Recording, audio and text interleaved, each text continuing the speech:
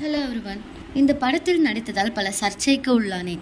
மனம் திறந்து பேசிய நடிகை திருப்தி திம்ரி.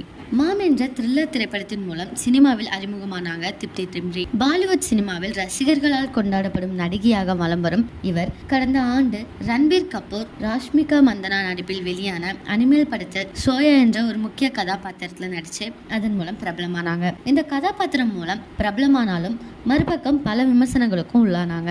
இந்த நிலையில தான் தற்பொழுது இது குறித்து ஒரு பேட்டியில் மனம் திறந்து பேசியிருக்காங்க.